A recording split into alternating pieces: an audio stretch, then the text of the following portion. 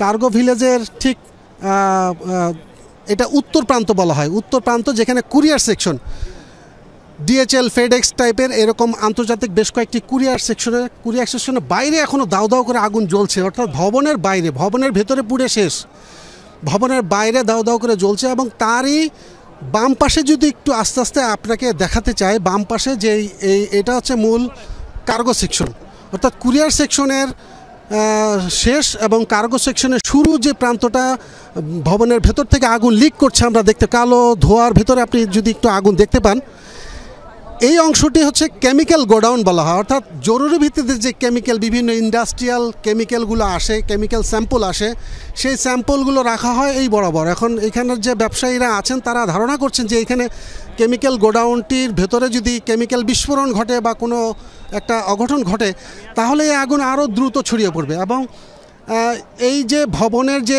ছাদ দেখতে পাচ্ছেন, এই ছাদ এটা বহু পুরনো ভবন, এই ভবনের পাশে যে এক্সটেনশন, অর্থাৎ এই ভবনে যখন প্রচুর কার্গো আমদানি জিনিসপত্র রাখার জায়গা হচ্ছিল না, বৃষ্টিতে ভিজে নষ্ট হয়ে যায়, 10-15 বছর আগে এরকম ব্যবসায়ী সংগঠনগুলোর দাবির প্রেক্ষিতে তারা সরকার বাইরে দিয়ে একটি শেড তৈরি করেছিল যেন আগুনে ভিজে সেই পণ্যগুলো নষ্ট না হয়।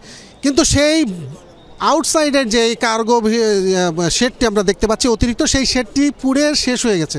অর্থাৎ বাইরের মালামাল যেগুলো ছিল কতটুকু সরানো গেছে তা জানি না, কিন্তু ওইখানের মালামালের যে গোডাউনগুলো ছিল, গোডাউনগুলো পুড়ে বেশিরভাগই অংশ আমি মনে হয় না তার অক্ষত আছে, আমরা এখান থেকে যতটুকু দেখতে পাচ্ছি। এবং এই ভয়াবহ আগুন নেভাতে গিয়ে আমরা বেশ কিছু ফায়ার ফাইটার বা যারা বিমানবন্দরের স্থানীয় এপিবিএন সদস্য, এমনকি আনসার বাহিনীর সদস্য যারা এখানে কাজ করছিলেন, অনেককে আমরা অসুস্থ হয়ে দেখেছি, তাদেরকে দ্রুত অ্যাম্বুলেন্সে করে নিয়ে যাওয়া হয়েছে। এবং আনুষ্ঠানিক ঘোষণা না আসলেও আপাতত আমি বলতে পারি বিমানবন্দরের স্বাভাবিক উড়োজাহাজ ওঠানামা কার্যক্রম বন্ধ রয়েছে।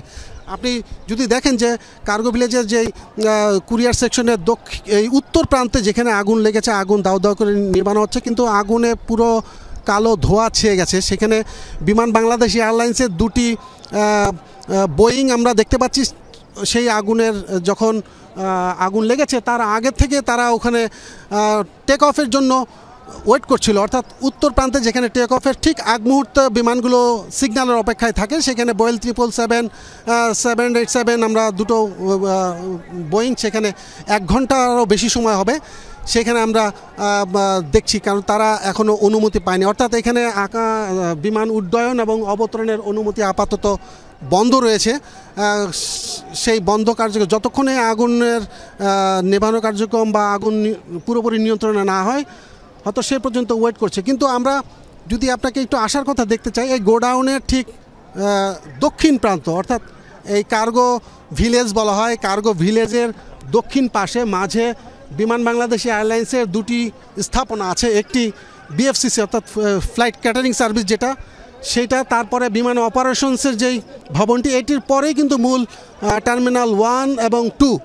এই টার্মিনাল 1 এবং 2-র ওই প্রান্তটা একেবারেই আপাতত নিরাপদ, কিন্তু সেখানে আমরা যে উড়োজাহাজগুলো পার্কিংয়ে ছিল তাদেরকেও আমরা দেখেছি সেই উড়োজাহাজগুলো সেখান থেকে সরিয়ে নিয়ে যাওয়া হয়েছে, অর্থাৎ আরও দক্ষিণ দিকে নিয়ে যাওয়া হয়েছে। এবং এই আগুনের তীব্রতা এতটা ভয়াবহ, বিমানবন্দরের ইতিহাসে এরকম কার্গো ভিলেজে এরকম ভয়াবহ আগুন ব্যবসায়ীরা বলছেন তারা এরকম আগুন আগে কখনো দেখেনি।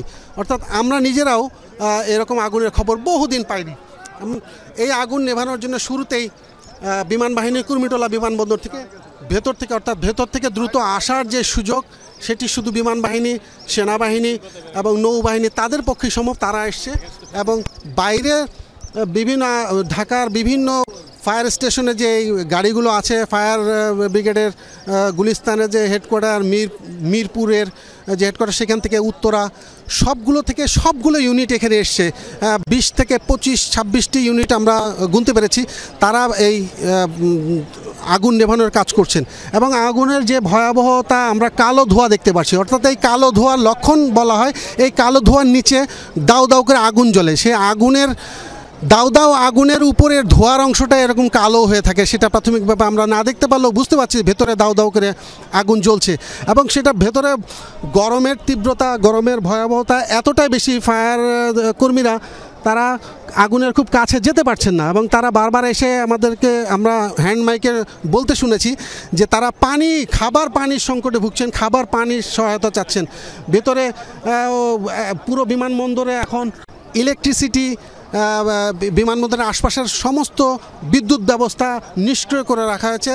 গ্যাসের লাইনগুলো একদমই সম্পূর্ণ অফ করে দেওয়া হয়েছে বড় ধরনের ঝুঁকি এড়ানোর জন্য। এমনকি শুধুমাত্র বিমানবন্দরের ভেতরে অপারেশন চালানোর মতো বিদ্যুৎ ব্যবস্থা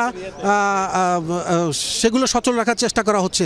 এবং বাকি যে অংশটিতে, অর্থাৎ কার্গো ভিলেজের যে অংশতে আগুন লেগেছে, এখানে ব্যবসায়ীদের আশঙ্কা যে এখানে শত শত কোটি টাকা বললে কম হবে, তার চেয়েও বেশি দামের মূল্যের জিনিসপত্র এখানে থাকে। অর্থাৎ আপনি যে দাউ দাউ আগুন দেখতে পাচ্ছেন, এটা কুরিয়ার সেকশনের বাইরের বিভিন্ন খাঁচা, বিভিন্ন কোম্পানির কার্গো বিমান থেকে সেই কুরিয়ারের মালামাল প্রাথমিকভাবে এনে যে সামনে জড়ো করা হয়, সেখান থেকে ধীরে ধীরে ভেতরে আনা হয় ডেলিভারির জন্য, যেখান থেকে বিতরণ করার কাজ শুরু হয়। সে ভিতরের অংশ যে ঘরের ভেতরে পুড়ে ছারখার হয়ে গেছে, পুড়ে ছাই হয়ে গেছে। আর বাইরের অংশ সেগুলো দাউ দাউ করে এখনও জ্বলছে। এমনকি তার কুরিয়ার সেকশনের ঠিক দক্ষিণ প্রান্তেই এখানে যে কার্গো ভিলেজটির এই অংশে আমাদেরকে একজন ব্যবসায়ী বললেন যে এই অংশটিতে তাদের কেমিক্যাল গোডাউনের অবস্থা। সেই কেমিক্যাল গোডাউনের অংশটির পাশেই আমরা দেখতে পাচ্ছি ফায়ার ব্রিগেডের অন্তত 7 থেকে 10টি গাড়ি ওই কেমিক্যাল গোডাউনের আশপাশে অবস্থান নিয়ে সেখানে একযোগে পানি ছুঁড়ে মারছে। তারা আশঙ্কা করছে, আপনার মনে আছে নিশ্চয়ই, সাম্প্রতিক যদি আপনাকে বলি যে টঙ্গীর যে ভয়াবহ আগুন, সেই আগুন নেভানোর সময় হঠাৎ করে কেমিক্যালের গোডাউন বা কেমিক্যাল বিস্ফোরণে সেখানে বেশ কয়েকজন জীবন্ত দগ্ধ হয়েছে, এবং হসপিটালে নিতে নিতে সেই ফায়ার কর্মী 2 জন শহীদ হয়েছেন, তারা মারা গিয়েছেন। তারা আরও কয়েকজন এখনও মুমূর্ষ অবস্থায় আছেন। ঠিক তার আগে যদি আমরা বলি যে চট্টগ্রামে যে ভয়াবহ আগুন লেগেছিল সেই কার্গো, সেই আমদানি রপ্তানির সেই ভিলেজে, সেখানে যে একটা ভয়াবহ আগুন লেগেছে, সেই ভয়াবহ আগুনেও আমরা কেমিক্যাল বিস্ফোরণের ভয়াবহতা কিন্তু আমরা দেখেছি। সেই বিস্ফোরণে একেবারে ফায়ার সার্ভিসের কর্মী যারা কাছাকাছি ছিলেন একদম উড়ে গিয়েছেন, অর্থাৎ মুহূর্তের ভিতরে। সেই আশঙ্কাকে মাথায় রেখেই দমকল বাহিনীর সদস্যরা এই কেমিক্যাল গোডাউনের আশপাশে সেই সতর্কতা অবলম্বন করেই ফায়ার সার্ভিসের আগুন নেভানোর চেষ্টা করেছেন। কারণ কিছুক্ষণ আগে আমরা দেখেছি remote control fire fighting system সেটা একটি আনা হয়েছে, সেটিকে ভেতরে প্রবেশ করানো হয়েছে। সেই রিমোট কন্ট্রোল ফায়ার সিস্টেম দিয়ে, অর্থাৎ রিমোট কন্ট্রোল সিস্টেম দিয়ে যেখানে হয়তো মানুষ যাওয়া সম্ভব না বা যাওয়াটা খুবই বিপজ্জনক, সেই এরিয়াতে যাওয়ার জন্যই রিমোট কন্ট্রোল সিস্টেমের এই আধুনিক সংযোজনটি ফায়ার সার্ভিসে সেটিকে ভেতরে পাঠানো হয়েছে।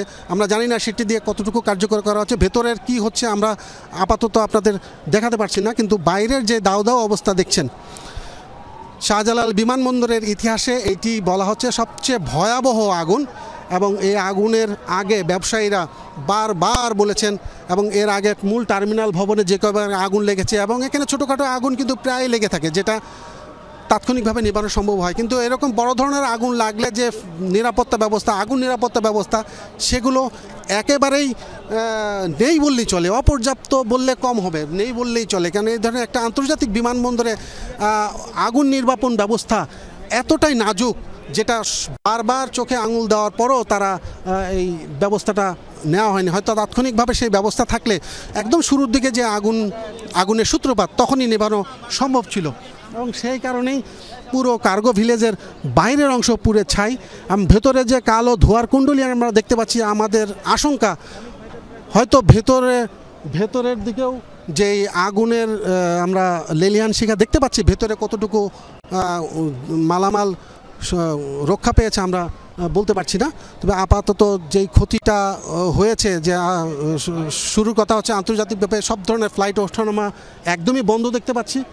কোনো রকম বিমান উঠছেও না, কোনো রকম বিমান অবতরণ করছে না, কারণ রানওয়ে দিয়ে বিমান বাহিনীর ক্যাম্প থেকে, পাশে কুর্মিটোলা বেস থেকে বিমান বাহিনীর যে ঘাঁটি, সেখান থেকে ফায়ার সার্ভিসের গাড়ি আসা যাওয়া করছে, প্রচুর অ্যাম্বুলেন্সে আসা যাওয়া করছে। তাতে আমরা বুঝতে পারছি যে ভেতরে আটকে পড়া লোকের সংখ্যা এখনও কেউ আশঙ্কা করছেন না যে ভেতরে কেউ আটকা পড়ে আছেন কিনা, সেই ধারণা আমাদেরকে কেউ দিতে পারেনি।